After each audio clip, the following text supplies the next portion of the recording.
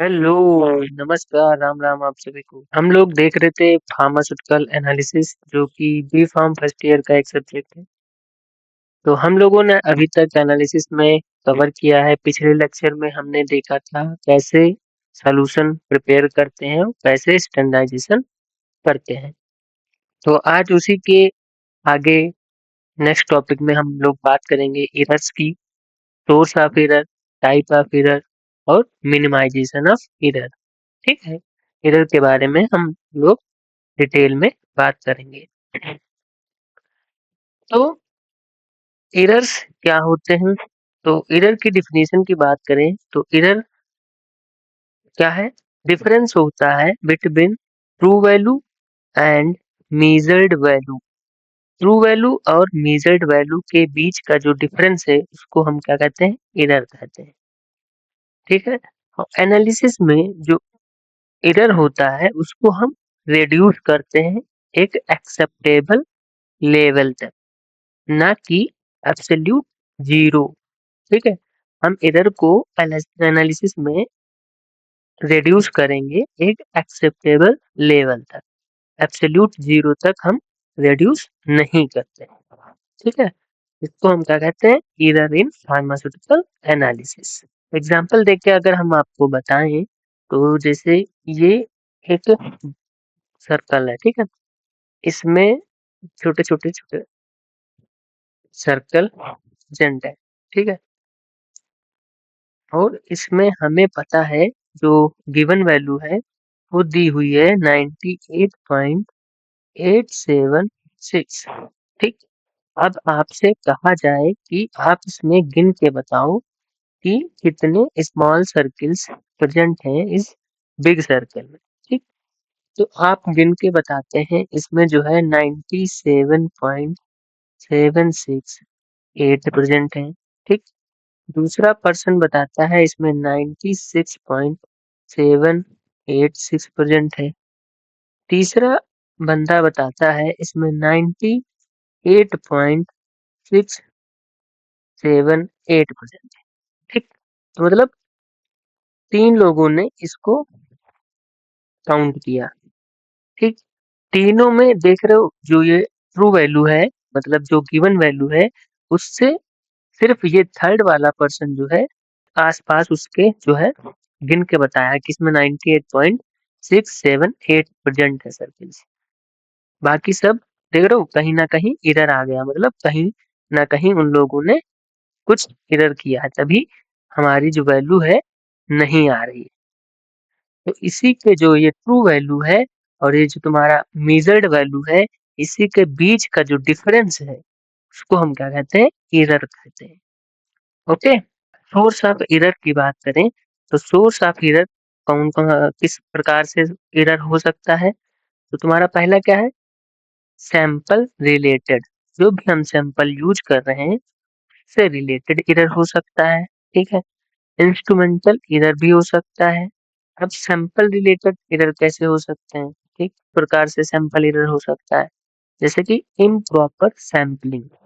आप जब टाइट्रेशन करने जा रहे हो, ठीक है, तो एक सोल्यूशन बना के रखा हुआ है, उसी से आपको पिपट आउट करना है। ठीक है, वहां पिपट आउट जब कर रहे हो तो आप लोग नहीं देखते हो जब पिपट आउट करते हो। ठीक है, प्रॉपर सैंपलिंग करवा दिया जाए तो ऐसे से आधे से ज्यादा लोग ऐसे ही खड़े देखते रह जाएंगे, किसी का रिजल्ट ही नहीं आएगा। समझे? तो इसी तरह से एरर्स हो जाते हैं हमारे रिजल्ट में। ठीक, तो यहाँ पे क्या हुआ? यहाँ पे सोल्यूशन बन के तैयार है। यहाँ से पिपट आउट किया तो हमने 5 ml लेना था, तो हम लेके चले आए 4.5 ml लेके चले आए। ठीक, या फिर 5.5 ml लेके चले आए। तो ये क्या हो गया तुम्हारा? Improper sampling. आप सैम्पलिंग जो कर रहे हो वो इम्प्रॉपर है, गलत है। ठीक है, तो यहाँ से हमारा एरर हो सकता है। Non representative sampling. Non representative मतलब जो सैंपल बन के तैयार है उसको हमने नाम नहीं दिया। ठीक है, जैसे कि ऑक्जेलिक एसिड है, ठीक है, और इधर तुम्हारा NaOH रखा हुआ है, दोनों क्या होते हैं? कलरलेस होते हैं। ठीक, अब इसमें हम लिखना भूल गए कि ऑक्जेलिक एसिड था कि NaOH था, है ना? तो यहाँ पे हमारा एरर पक्का है, हमें लेना NaOH था तो हम लेके ऑक्जेलिक एसिड चले आए, है ना? तो ये क्या हो गया, नॉन रिप्रेजेंटेटिव सैंपल, यहाँ से भी हमारा एरर हो सकता है। डिग्रेडेशन, डिग्रेडेशन का मतलब क्या है, कोई सैंपल बन के रखा है, ठीक है, किसी तरह से वो खराब हो गया तो वहां से भी एरर हो जाएगा। कंटामिनेशन हो गया, ठीक है, जैसे कि यहाँ पे तुम्हारा ऑक्जेलिक एसिड रखा है, यहाँ पे तुम्हारा NaOH बना रखा है, ठीक है, एक ही पिपेट हम यूज कर रहे हैं सैंपल आउट करने के लिए, वही NaOH उसी से निकाल रहे हैं, वही से ऑक्जेलिक एसिड निकाल रहे हैं, तो ये कंटामिनेट कर रहे हैं हम एक दूसरे को, तो इस तरह से हमारा एरर हो सकता है, ठीक। और इनकम्प्लीट डिसोल्यूशन, कोई भी सैंपल है वो पूरी तरह से अगर घुला नहीं है तो वहां से भी एरर हो सकता है। जैसे कि इनकम्प्लीट डिसोल्यूशन में, जैसे कि हम 4.5 ग्राम लेके आए, ठीक है, ऑक्जेलिक एसिड, और इसको क्या किए, पूरा 100 ml में ऐसे डाल दिए और 2-4 बार इसको स्टेयर कर लिए, बस हो गया, है ना? तो यहाँ पे क्या हो गया, इनकम्प्लीट डिसोल्यूशन। किसी भी सैंपल का जब इनकम्प्लीट डिसोल्यूशन हो जाएगा तो वहां से भी एरर देखने को मिलता है। और दूसरा क्या है तुम्हारा, इंस्ट्रूमेंटल एरर। तो इंस्ट्रूमेंटल एरर में क्या होता है, जैसे कि अनकैलिब्रेटेड बैलेंस। अब जैसे यहाँ पिपेट, सॉरी ब्यूरेट लगाया आपने, ठीक, ब्यूरेट को आपने कैलिब्रेट नहीं किया है, ओके, तो जैसे यहाँ 50 ml होती है एक ब्यूरेट, तो उसको अगर कैलिब्रेट नहीं किया है तो पता चल रहा है कि ये 50 से 55 ml ही हमारा इसमें सैंपल निकल रहा है, ठीक। या फिर यहाँ पे क्या हुआ, जो स्टॉपर है वो हमारा सही से काम नहीं कर रहा है, तो अचानक से पूरा सैंपल निकाल दे रहा है, मतलब कहीं ना कहीं इंस्ट्रूमेंट में गड़बड़ी हो जाना, ठीक है, तो ये इंस्ट्रूमेंटल एरर की वजह से हो गया एरर तुम्हारा। फिर पीएच मीटर में, पीएच मीटर से हम अगर चेक करते हैं कोई सैंपल, अगर पीएच मीटर हमने कैलिब्रेट नहीं किया, पता नहीं किया कि इसमें सही चल रहा है कि नहीं चल रहा है, तो वो इंस्ट्रूमेंटल एरर कॉज कर देगा, ठीक है। इसी तरह से स्पेक्ट्रोफोटोमीटर, वॉल्यूमेट्रिक ग्लासवेयर्स, ठीक। अब जैसे यहाँ पे क्या है, वॉल्यूमेट्रिक ग्लासवेयर्स, अगर हम जो ग्लासवेयर्स यूज कर रहे हैं, जैसे कि ये तुम्हारा हो गया वॉल्यूमेट्रिक वॉल्यूमेट्रिक ग्लासवेयर है, यहाँ पे 100 ml हमको भरना होता है इसमें सैंपल, तो इसको हमने कैलिब्रेट नहीं किया, तो पता चल रहा है जो मार्क दिया है 100 ml, उससे लोअर वैल्यू में ही हमारा 100 ml पूरा हो जा रहा है, या फिर उस मार्क से अपर हमारा 100 ml होता है ना, ठीक है। तो ये क्या हो गया, वॉल्यूमेट्रिक ग्लासवेयर को हमने गलत तरीके से कैलिब्रेट किया, है ना? तो यहाँ सब क्या हो रहा है, तुम्हारा इंस्ट्रूमेंट से जो गड़बड़ी हो रही है उसको हम क्या कहते हैं, इंस्ट्रूमेंटल एरर कहते हैं। थर्ड क्या है तुम्हारा, रिएजेंट रिलेटेड।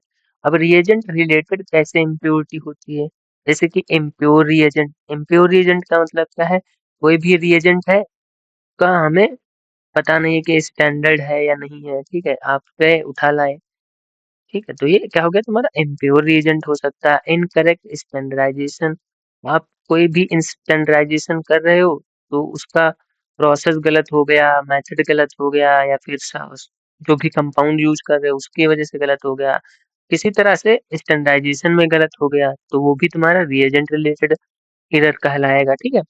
डिटोरिएशन, किसी भी कंपाउंड का जो है डिटोरिएट हो जाना, मतलब वो क्या हो जाना, ऑक्सीडाइज हो जाना, और उसकी वजह से उसमें गड़बड़ी हो जाना, ठीक है, डिटोरिएट हो जाना मतलब कि वो खराब हो जाना, ठीक है, उसकी वजह से वो खराब हो गया, उसको हम अगर यूज कर लेंगे तब भी हमारा एरर काज होगा, तो वो सब किस में आएगा, रिएजेंट रिलेटेड एरर में आएगा। अब जैसे इसमें क्या है, रॉन्ग लेबलिंग, ठीक है, रॉन्ग लेबलिंग का मतलब क्या है, जैसे ये दो दो डिब्बे हैं, सेम कलर के हैं और सेम साइज के हैं, ठीक है, लेकिन यहाँ पे क्या है, यहाँ पे NaOH रखा है और यहाँ पे ऑक्जेलिक एसिड रखा हुआ है, लेकिन लेबल क्या लगा है, ये ऑक्जेलिक एसिड का लेबल लगा है, यहाँ पे NaOH का लेबल लगा हुआ है। जो भी पर्सन जाएगा वो लेके तो लेने जा रहा है NaOH, लेकिन वो लेके क्या आ रहा है, ऑक्जेलिक एसिड लेके आ रहा है ना, तो मतलब रॉन्ग लेबल की वजह से भी एरर काज हो सकता है, ठीक है। या फिर प्रेजेंस ऑफ इंटरफेयरिंग सब्सटेंस, जब हम लेने जा रहे हैं तो पता चल रहा है वहाँ पे कुछ और भी साल्ट रखे हुए हैं, ठीक है? और ऐसे खुले में रखे हुए हैं। वहाँ पे क्या हो गया, फैन चल गया, कुछ भी चल गया, वहाँ पे क्या हो गया, आपस में मिक्स हो गए। तो ये क्या हो गया, इंटरफेयर हो गए दोनों सब्सटेंस आपस में, तो ये उसकी वजह से भी एरर हो गया।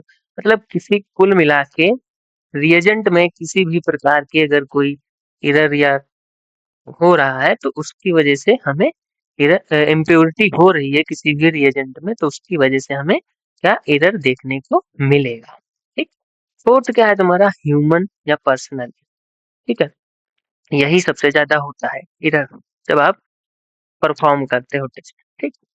ह्यूमन एरर कैसे हो सकता है, जैसे कि एरर रीडिंग एरर कैसे हो सकता है, जैसे कि आप कोई भी टेस्ट कर रहे हो, परफॉर्म कर रहे हो, ठीक है?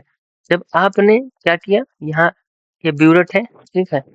ये ब्यूरेट है, ब्यूरेट रीडिंग कर रहे हो, ठीक है? तो प्रॉपर आप जो है प्रॉपर देख नहीं रहे हो, यहाँ पे 45 है, यहाँ पे 20 है, आप लोअर मेनिस्कस या अपर मेनिस्कस किसी भी चीज को फॉलो नहीं कर रहे हो, तो क्या होगा, यहाँ पे आपको रीडिंग इधर देखने को मिल जाएगी। ठीक है, वही परफॉर्म कर रहा है पड़ोसी हमारा, वो अच्छे से परफॉर्म कर रहा है, ठीक है? तो उसका जैसे 25 आना चाहिए ml, तुम्हारा कितना आ रहा है, 22 ml आ रहा है, ठीक है? या 20 ml आ रहा है, 18 ml आ रहा है, 19 ml आ रहा है टोटल, ठीक है? तो ये क्या हो रहा है, तुम्हारा रीडिंग कहीं न कहीं गलत कर रहा है। तो ये क्या हो गया, personal error, human personal error हो गया।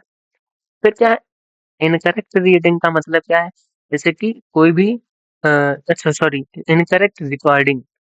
इनकरेक्ट रिकॉर्डिंग का मतलब क्या है, यहाँ पे जैसे ब्यूरेट लगी हुई है, ठीक है? आपको पता है 50 ml की है, ठीक है? अब क्या कर रहे हो आप, जो रीडिंग रिकॉर्डिंग कर रहे हो, ठीक है? नोट कर रहे हो, वहाँ पे हमने गलती कर दी, जैसे कि हमारा पड़ोसी कर रहा है, हमको रीडिंग रिकॉर्ड करनी है, ठीक है? तो हमारा मन नहीं लग रहा है उस लाइन में, हमारा मन कहीं और लग रहा है। तो उसने बोला कि 25 ml आया है और हम कहीं और खोए हुए हैं, तो हमने क्या लिख दिया, 22 ml लिख दिया। ठीक। रिकॉर्डिंग जो है, रिकॉर्ड जो कर रहे हो वो गलत कर दिया आपने, इसकी वजह से क्या हो गया, एरर हो गया, पूरा कैलकुलेशन तुम्हारा गलत आएगा। तो ये सब क्या है, ह्यूमन पर्सनल एरर है, जैसे कि calculation mistake, poor technique, carelessness. ठीक। ये सब पर्सनल एरर कहलाते हैं। फिर लास्ट क्या है तुम्हारा, एनवायरमेंटल एरर। एनवायरमेंटल एरर का मतलब क्या है, मतलब ये सबका हो सकता है एनवायरमेंटल एरर, ठीक है? जैसे कि एक लास्ट क्या है तुम्हारा, एनवायरमेंटल एरर। ठीक है, एनवायरमेंटल एरर कैसे हो सकता है, जैसे कि एक लैब में 30 बच्चे परफॉर्म कर रहे हैं, ठीक है, अलग अलग। अब यहाँ पे अगर एरर होगा तो उन 30 में देखने को हमें मिलेगा थोड़ा थोड़ा, है ना? क्योंकि क्या है, उस लैब का एनवायरनमेंट की वजह से हमारा एरर हुआ है। तो ये सबके में एरर हमें देखने को मिलेगा, जैसे कि टेम्परेचर और ह्यूमिडिटी चेंज। ठीक है, अगर आप कोई टेम्परेचर मतलब रिलेटेड कोई एक्सपेरिमेंट परफॉर्म कर रहे हो और बारिश हो गई, ठीक है, मतलब हमें जो है मेंटेन करना था टेम्परेचर 37 डिग्री, ठीक है, लेकिन बारिश हो गई तो वो थोड़ा टेम्परेचर अगर कम हो जाएगा तो यहाँ पे क्या होगा, एरर देखने को मिल जाएगा, ह्यूमिडिटी बढ़ गई अचानक, ठीक है? तो कुल मिला के यहाँ पे क्या हो गया, एरर हो जाएगा एनवायरनमेंट की वजह से। ठीक है, वाइब्रेशन। वाइब्रेशन क्या, अब जैसे एक स्लैब पे 2 लोग परफॉर्म कर रहे हैं, ठीक? अब भूकंप आ गया, ठीक? भूकंप आ गया, यहाँ पे तुम लोग छोड़-छोड़ के भाग गए। अब हमें नहीं पता चला कि यहाँ पे जो सैंपल रखा था उसमें वाइब्रेशन की वजह से कुछ इधर-उधर मिल गया या कुछ किसी भी तरह से यहाँ पे गड़बड़ी हो गई। तो ये क्या हो गया, वाइब्रेशनल या एनवायरमेंटल एरर हो गया। डस्ट, धूल, आंधी, तुम खिड़की के पास खड़े हो, वहाँ पे धूल चल गई, वो सब तुम्हारी जाके केमिकल में मिल गई, उसकी वजह से एरर आएगा, क्योंकि एनवायरमेंटल एरर है। CO2 की वजह से अगर सॉल्यूशन जो है हमारा CO2 की वजह से अफेक्ट हो रहा है, तो अगर वहाँ पे कोई अ, CO2 जैसे कि मिल गया, ठीक है? तो उसकी वजह से भी एरर हो जाएगा। लाइट सेंसिटिव रिएजेंट, जो लाइट सेंसिटिव रिएजेंट है, तुम खिड़की विंडो के पास खड़े हो, वहां से टोटल सनलाइट तुम्हारे ही सोल्यूशन पे आ रही है, ठीक है, तो लाइट सेंसिटिव रिएजेंट हमारा पहले से था, हमें और सोने पे सुहागा हो गया, तो वहां से भी हमारा एरर देखने को मिल जाएगा। ये सब क्या है, तुम्हारे इन्वायरमेंटल एरर होते हैं। ओके, फिर बात करते हैं तुम्हारा टाइप्स ऑफ एरर। अब एरर जो है कितने प्रकार के होते हैं। पहला एरर क्या है तुम्हारा, सिस्टमिक एरर। दूसरा क्या है तुम्हारा, रैंडम एरर। तीसरा क्या है, ग्रॉस एरर। ठीक, तो सिस्टमिक एरर की बात करी जाए तो सिस्टमिक एरर क्या है तुम्हारा, डिटर्मिनेट एरर है, मतलब इसको हम पता कर सकते हैं और सही कर सकते हैं। रैंडम एरर क्या होता है, इनडिटर्मिनेट एरर होते हैं, मतलब ये हमें पता ही नहीं चलते हैं कि कहाँ से गड़बड़ी है, कैसे हम इसको सही कर पाएंगे नहीं कर पाएंगे ना। और ग्रॉस एरर का मतलब होता है कि लार्ज अमाउंट में एरर हो जाए, मतलब पूरा ही गलत कर दो तुम, उसको हम क्या कहते हैं, ग्रॉस एरर। सिस्टमिक एरर की बात करें तो सिस्टमिक एरर क्या है तुम्हारा, हैव अ डेफिनिट कॉज। यहाँ पे कह रहा है कि तुम्हारा जो कारण है उसको लिमिटेड है, ठीक है, डेफिनिट है, और एक डायरेक्शन में है। ठीक, रिजल्ट जो आएगा वो बहुत ज्यादा हाई आएगा या फिर बहुत ज्यादा लो आएगा। ठीक, कारण क्या हो सकते हैं, जैसे कि फॉल्ट कैलिब्रेशन, अगर आप कैलिब्रेशन कर रहे हो तो उसमें अगर आपने गलती कर दी तो वहां पे तुम्हारा जो रिजल्ट आएगा वो काफी ज्यादा हो सकता है या फिर काफी कम हो सकता है। ठीक, इसकी वजह से।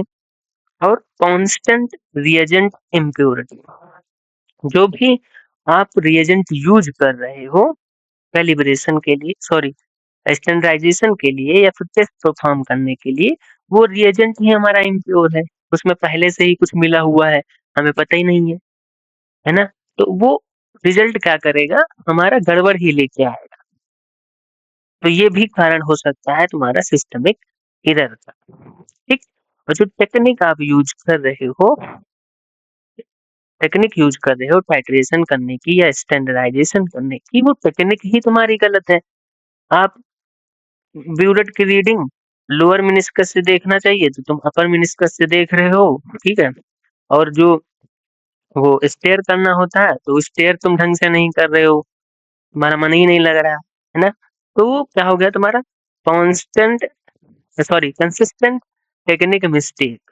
ठीक है, लगातार आप वो जो भी कर रहे हो परफॉर्म, उसमें टेक्निक में आप गलती कर रहे हो, है ना, तो उसकी वजह से भी तुम्हारा सिस्टमिक एरर हो सकता है। लेकिन क्या है, सिस्टमिक एरर को हम डिटेक्ट कर सकते हैं, पता कर सकते हैं कि हम गलती कहाँ कर रहे हैं। अगर पता हो जाएगा तो उसको हम करेक्ट भी कर सकते हैं। इसीलिए हम लोग क्या कहते हैं इसको, सिस्टमिक या डिटर्मिनेट एरर। डिटर्मिनेट एरर का ही मतलब है हम पता कर सकते हैं, ठीक है, पता कैसे लिखा जाता है, पता, पता कर सकते हैं एरर्स को, इसीलिए हम इसको सिस्टमिक डिटर्मिनेट एरर कहते हैं। दूसरा क्या है तुम्हारा, रैंडम एरर, इनडिटर्मिनेट एरर।